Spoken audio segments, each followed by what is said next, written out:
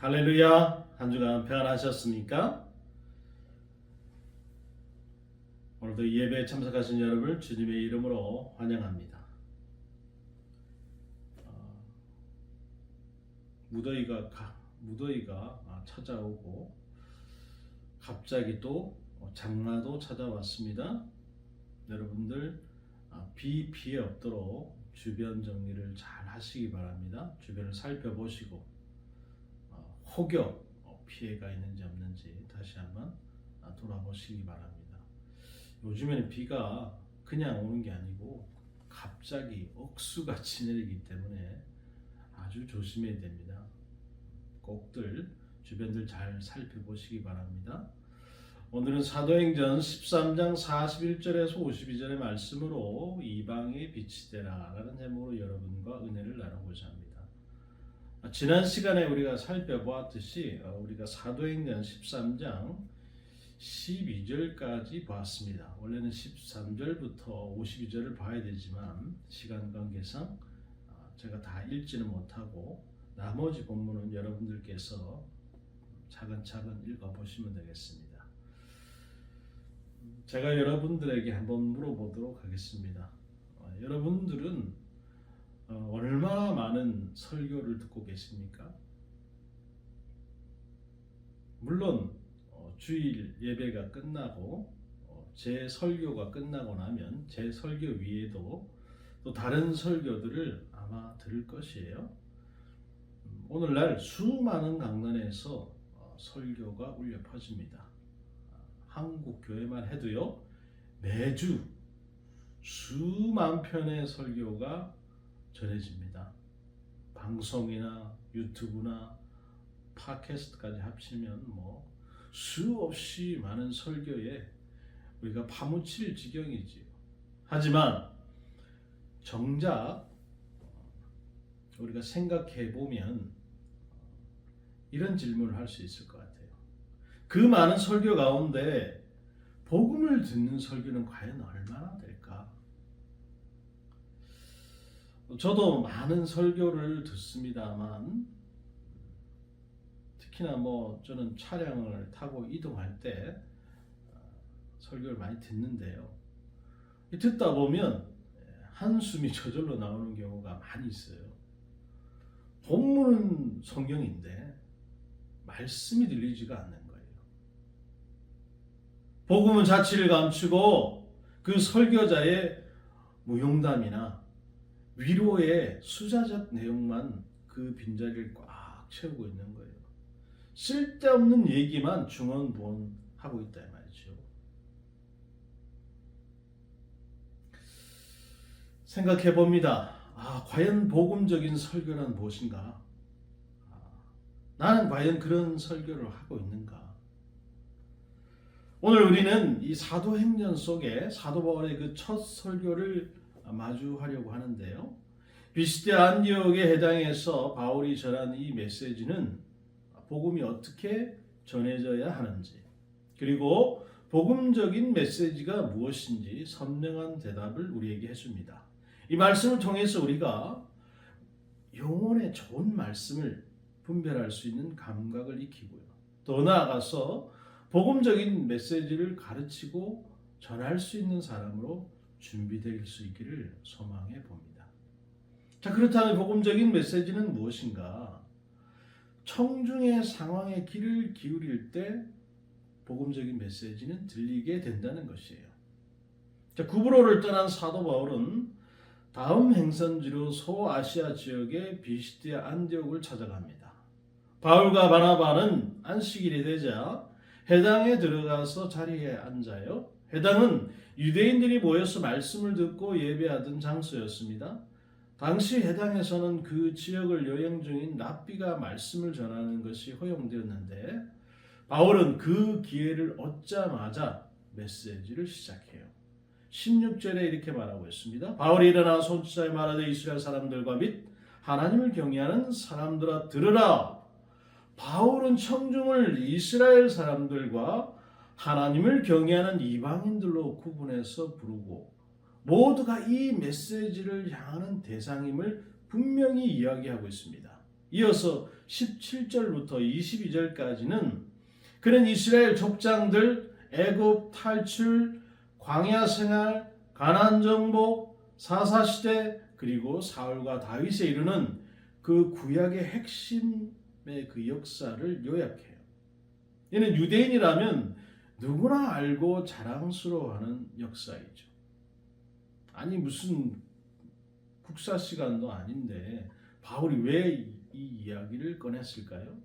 그 이유는 복음이라고 하는 이 골문에 도달하기 위해서 일종의 빌드업 과정을 거치는 겁니다.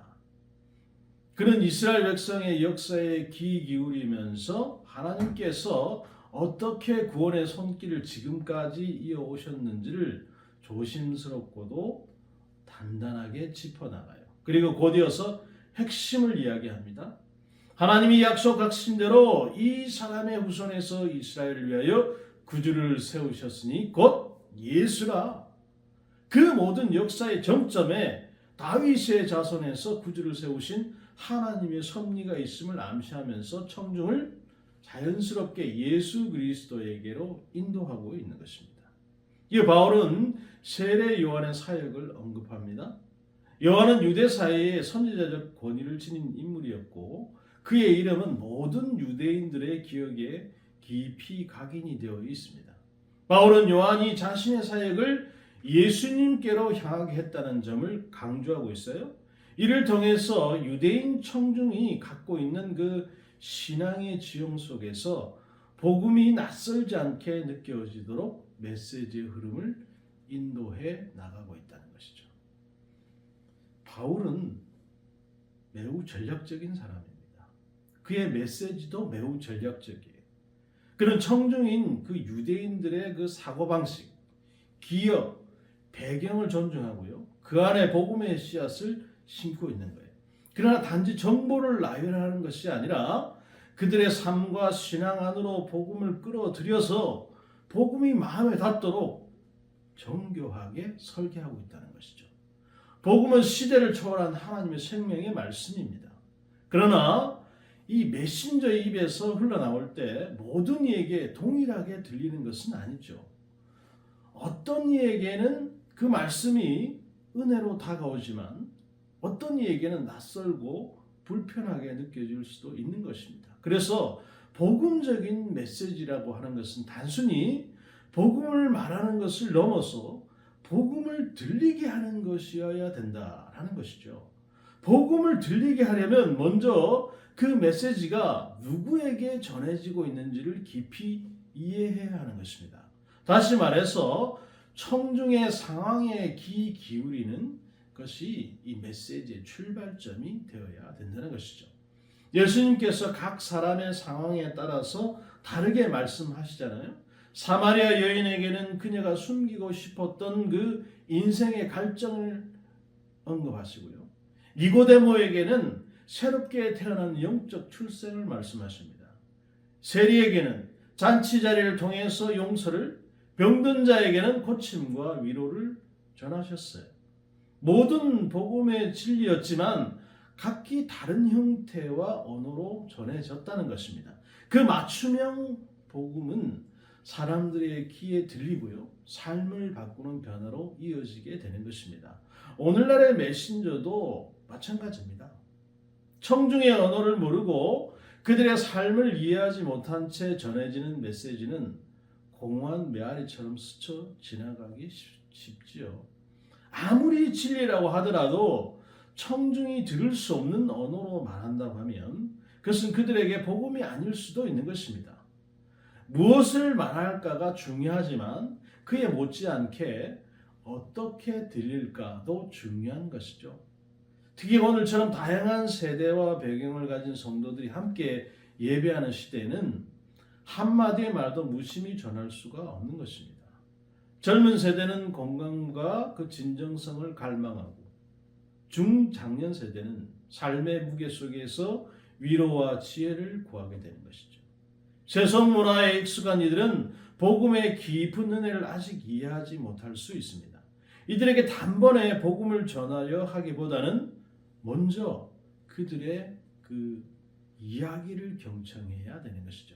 그렇게 마음의 문이 열릴 때 복음은 비로소 그 마음 깊이 심기우게 되고 또 그 안에서 열매를 맺을 수 있기 때문에 그런 것입니다.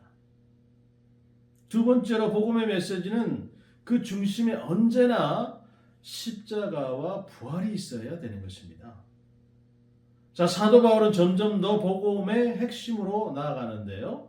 28절과 29절 초반에 보면 죽일 죄를 하나도 찾지 못하였으나 빌라도에게 죽여달라 하였으니 성경에 그를 가리켜 기록한 말씀을 다 응하게 한 것이라 이렇게 기록하고 있는데 예수님의 십자가 사건은 아주 조리 있고 담대하게 서술하고 있는 내용이에요. 예수님께서 예루살렘의 종교 지도자들과 백성들에게 거절을 당하시고 율법과 선지자의 예언대로 고난을 받으시고 죽으셨다라는 사실을 반복해서 강조하는 것입니다. 그는 예수님의 고난을 단순한 불의한 재판의 결과로 여기지 않습니다. 오히려 이것은 구약에서부터 예언된 하나님의 철저한 구속 계획의 정점임을 선포하는 거예요. 여기서 바울은 복음적인 메시지가 반드시 십자가의 고난과 죽음을 정면으로 다루어야 함을 분명히 보여줍니다. 그러나 복음은 십자가에서 멈추지 않지요. 30절에 이르러서는 복음의 전환점이 등장하는데요. 하나님이 죽은 자 가운데서 그를 살리신지라 그랬습니다.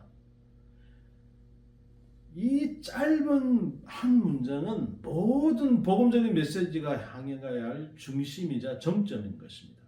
부활이라고 하는 것은 하나님의 구원 역사에서 결정적인 전환점이기 때문입니다. 바울은 예수님의 부활의 역사적 사실일 뿐 아니라 구약의 약속을 이루신 하나님의 신실하심을 선포하고 있는 거예요. 그는 시편과 이사야의 예언을 인용하면서 십자가에서 부활로 이어지는 구원의 길이 하나님의 오래전 그 계획이었음을 증언하고 있어요. 우리가 이 설교는 다양한 형태와 주제로 전해질 수가 있죠. 삶의 지혜를 전하기도 하고요. 위로와 소망을 건네기도 합니다. 그러나 아무리 감동적이고 유리한 말이라고 하더라도 그 중심에 예수 그리스도의 십자가와 부활이 없다면 그것은 복음적인 메시지라고 부를 수가 없는 것입니다. 우리 말하잖아요. 안고 없는 찐빵이요, 감자 없는 감자탕이요, 단무지 없는 김밥이다. 그러니까 그런 설교들을 들으면서 사람들이 은혜롭다, 은혜 받았다. 물론 자신의 마음에 부합한 현재 상황에 맞는 말이라고 생각하기 때문에 그것이 은혜를 받았다 이렇게 얘기할 수도 있겠습니다만 부활이 없고 십자가가 없는 설교는 아무리 감동을 줘도 그것은 올바른 복음적 메시지라고 볼 수가 없는 것입니다. 참된 복음적인 메시지는 언제나 예수 그리스도를 선포하는 것이고 그분의 십자가와 부활이라고 하는 결정적 사건을 중심에 두어야 하는 것입니다. 그 이유는 단순해요. 복음의 심장부는 바로 십자가와 부활이기 때문이죠. 바울은 고린도 교회에 보낸 편지에서 이렇게 고백하고 있어요. 내가 너희 중에서 예수 그리스도와 그가 십자가에 못 박히신 것 외에는 아무것도 알지 아니하기로 작정하였음이니라. 고린도전서 2장 2절에 이렇게 말하고 있어요. 세상의 지혜와 철학, 탁월한 수사나 감정과 호소보다 더 중요한 것은 오직 그리스도의 십자가. 왜냐하면 그것이 사람을 살리고 죄를 용서하고 죽음을 이기고 영원한 생명을 주기 때문에 그런 것입니다. 우리가 잘 아는 설교자의 황태라 불렸던 찰스 스펄전은 어느 날 강단에서 이런 고백을 했습니다. 내가 설교 중에 예수 그리스도의 십자가를 향하지 않는다면 그것은 아무리 아름다워 보여도 설교가 아닙니다. 나는 십자가에서 시작해서 십자가로 끝납니다. 이렇게 얘기했어요. 십자가는 하나님의 공의의 사랑이 만나는 자리입니다. 예수님은 우리의 죄를 짊어지고 죽으셨고 부활하심으로 죄와 죽음을 이기셨어요. 그분을 통해서 우리는 하나님과의 관계 회복이라는 그 새 생명의 길에 이제 들어서게 되었어요. 이 십자가와 부활, 바로 이 두 기둥이 복음의 토대요, 모든 메시지의 심장이 되어야 한다는 것입니다. 복음적인 메시지는 청중에게 좋은 사람이 되라고 말하지 않아요. 오히려 우리가 죄인이고 스스로 구원할 수 없는 존재임을 깨닫게 하는 것입니다. 동시에 복음적인 메시지는 정죄에 머무르지 않고요, 회복의 길을 제시하고 있어요. 예수님의 피로 깨끗해지고 그 부활의 능력으로 새 생명을 얻을 수 있다는 기쁜 소식을 전하는 것입니다. 그래서 복음적인 메시지는 죄와 죽음의 자리에서 새로운 생명의 자리로 우리를 인도하는 다리가 되는 것이죠. 오늘날 많은 설교가 세상의 흐름에 편승해서 심리적 안정이나 도덕적 격려에 집중하기도 합니다. 그런 설교를 듣고 힙하다, 트렌디하다, 그래서 사람들이 그쪽으로 확 몰려갑니다. 그렇게 복음의 중심을 잃게 되면 여러분, 설교는 교양 강연이나 테드 토크나 다를 바가 없어요. 그럼 테드 토크가 뭐냐? 다양한 주제를 다루는 아주 짧고 강렬한 강연을 우리가 테드 토크라고 얘기하는데, 분명 그 안에 유익함이 있죠. 또 잠깐 동안의 그 감동을 받을 수는 있어요.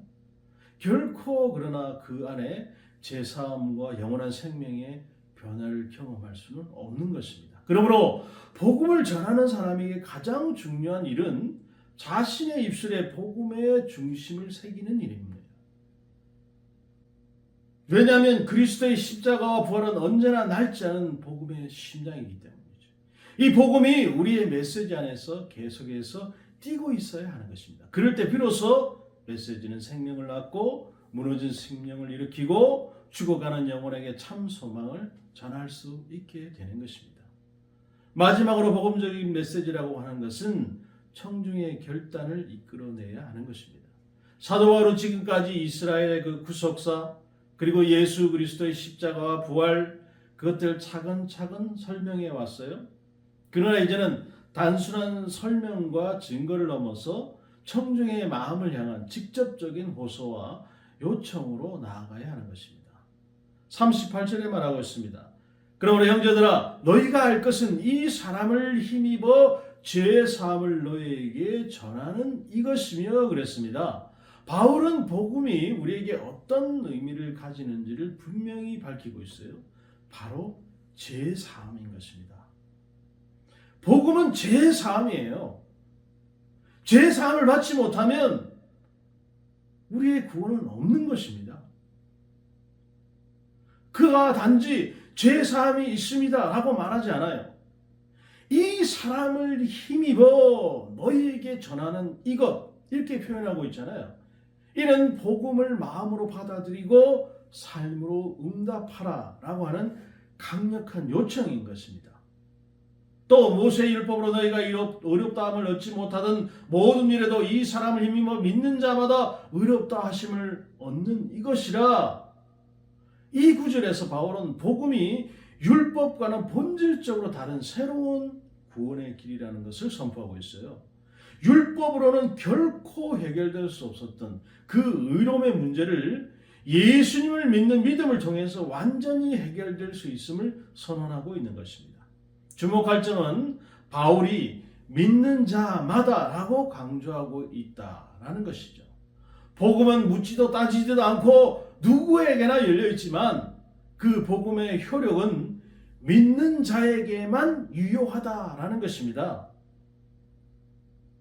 믿지 않는 자에게 여러분 복음이 무슨 의미가 있겠습니까? 복음은 결단을 요청합니다. 듣는 이의 마음에 방향을 묻고요, 삶의 응답을 요구합니다. 그럴 때 복음의 능력이 나타나게 되는 것이죠. 마지막으로 바울은 하박국 1장 5절을 인용하면서 심판의 경고를 덧붙이고 있는데, 일렀으되 보라, 멸시하는 사람들아 너희는 놀라고 멸망하라. 내가 너희 때를 당하여 한 이 일을 행할 것이니 사람이 너에게 일러줄지라도 도무지 믿지 못할 일이라 하였느니라 하니라. 자, 이 말씀을 듣고도 믿지 않는 자들에게 임할 하나님의 경고장. 이것은 겁주려고 하는 것이 아니라 결단을 미루거나 거부하는 자들에게 닥친 결과를 진실하게 알려주고자 하는 것이에요. 바울은 청중이 단지 은혜로웠다고 느끼고 돌아가기를 원하지 않았다는 것입니다. 그 자리에서 그 마음의 찔림을 받고 믿음으로 응답하기를 바랬던 거예요. 그들을 사랑하기 때문에 경고하지 않을 수 없다는 것입니다. 이처럼 복음은 초대요, 요청이요, 도전인 것입니다. 그렇기 때문에 복음적인 메시지는 청중의 마음과 삶에 결단을 요구하는 메시지여야 한다는 것이에요. 그저 앉아서 고개를 끄덕이게 하는 데서 멈추는 것이 아니고 마음의 방향을 돌리고 삶의 태도를 바꾸고 존재의 중심을 주님께로 옮기게 하는 것, 이것이 복음적인 메시지의 진정한 목표다라는 것이죠. 예수님께서 공생애 동안 하셨던 말씀들을 여러분 떠올려 보십시오. 회개하라, 천국이 가까이 왔느니라. 나를 따라오너라. 가서 다시는 죄를 짓지 말라. 이 말씀들은 모두 결단을 요청하는 부르심이었습니다. 단순한 지적인 동의가 아니라 삶의 방향 전체를 바꿔야 된다라는 요구에, 그래서 제자들은 말씀을 듣고 배를 버리고 세간을 떠나고 죄악을 끊고 예수님을 따랐던 것입니다. 이런 찔림과 고백 그리고 새 출발이 복음에 대한 합당한 반응인 것입니다. 이 시대는 결단 없는 감동에 익숙해져 있어요. 오늘날 많은 설교가 은혜로웠다 라고 하는 감상 수준에 머무른다는 것입니다. 그러나 여러분, 복음적인 설교는 그 감상을 넘어서 결단의 자리까지 청중을 인도해야 되는 것이죠. 감동은 여러분 스쳐 지나가지만 결단은 인생을 바꾸는 것입니다. 오늘 무언가를 바꾸게 하고 내일을 새롭게 살아가도록 요청하는 메시지, 그것이 참된 복음적인 메시지죠. 죄를 정면으로 마주하게 하고 하나님의 사랑을 풀어내고 십자가의 은혜를 선포하는 데 그치지 않고 그 은혜에 어떻게 응답할지를 직면하게 만들어야 된다는 것입니다. 여러분, 축구 선수가 골문앞까지 공을 갖고 왔는데 슛을 날려야 되지 않겠습니까? 그냥 멈춰 있으면 그게 골이 됩니까? 물론 그 결단은 메시지가 만들어내는 것은 아닙니다. 그것은 오직 성령의 역사로 이루어지죠. 그러나 메신저는 그 결단의 길을 밝히고 그 다리를 놓는 역할을 감당해야 하는 것이에요. 단지 감정을 흔드는 연설가가 아니라 영혼의 결정을 돕는 인도자가 되어야 하는 것입니다. 어떤 사람은 말합니다. 메시지에 굳이 적용이나 결단을 넣지 않아도 됩니다. 각자 은혜 받은 대로 알아서 살면 되는 거죠. 은혜가 있으면 자연히 삶이 바뀌게 되어 있잖아요. 맞는 말처럼 들립니다. 그러나 솔직히 말해서 정작 자신의 삶에 적용하고 결단하는 것을 피하고 싶은 그 미묘한 어떤 회피의 변명은 아닌가 생각해 보는 것이죠. 회개하고 세례를 받으라, 이 세대에서 구원을 받으라, 예수를 믿으라, 이처럼 사도들의 입술에서 나오는 복음은 늘 청중의 마음을 두드렸어요. 물론 그런 메시지는 인기가 없지요. 누구나 듣기 불편한 진실에는 본능적으로 등을 돌리기 마련입니다. 그러나 성령으로 마음이 열린 이들은 행동으로 응답하기 마련이죠. 그럼 우리는 흔들리지 말고 복음의 능력을 믿고 사람을 결단에 이르게 하는 복음적인 메시지를 전하기를 간절히 소망해 봅니다. 아니, 목사님만 잘 전하면 되지 우리가 그걸 뭐 굳이 왜 해야 됩니까? 여러분들도 하나님의 말씀을 전할 때가 있기 때문에 그런 것이죠.